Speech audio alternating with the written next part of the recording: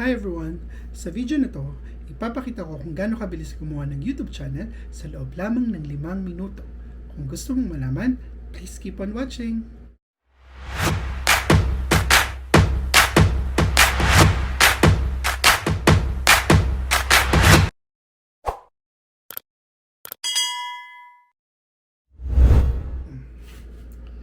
Welcome to the vlog! Sa channel na to, magbibigay ako ng mga tips and advices about local sightseeings, food, tutorials, and also my travel experiences na pwedeng makatulong sa ating mga viewers. And without further ado, let's watch the video. First step is to create a Google account. Click the Google Chrome. Type create Google account. Then click this link. Then type lang natin yung first name, last name, at magsasuggest tayo ng username natin. After that, magsaset tayo ng password, then confirm, and then click next.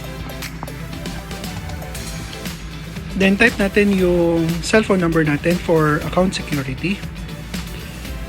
Then recovery email address, pwedeng hindi naman natin ito fill upan.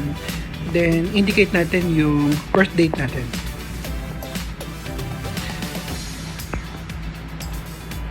We also have the option if you want to include yung gender natin. Then click next. Sa page na to, kailangan natin i-verify kung tama yung cellphone number natin kasi mag-send sila ng 6-digit verification code. Once ma-receive, i-type lang natin yung code and then click verify.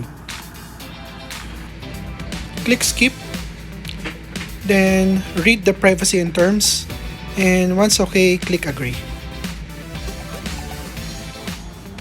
After that, successfully meron na tayong Google account.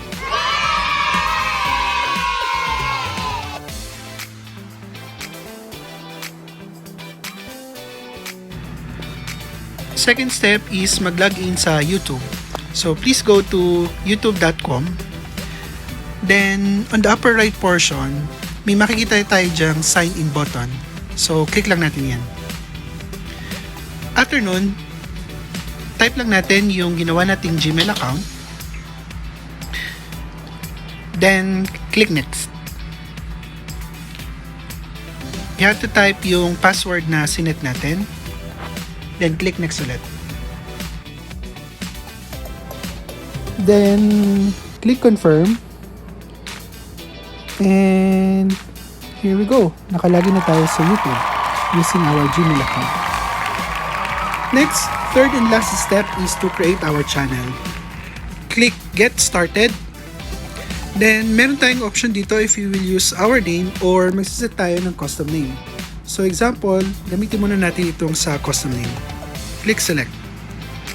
Then, ilalagay natin dito yung pangalan na naisip natin for our channel. Example, travel vlogs. Check the box button and then click create. Final step is to verify our account by typing our phone number na ginamit during Gmail registration. Then we have to confirm via text message. Then click continue. Once we receive, just type the verification code and click continue. And finally, meron na tayong YouTube channel! So basically, ito pa lang yung start. At kapag tinignan mo yung channel mo, makita natin dyan na wala pang laman yung mga detalye ng YouTube channel mo. So pag-uusapan natin yan sa susunod na vlog. So that's all for this vlog. I hope may natutunan kayo sa video na to and see you on my next vlog. Bye!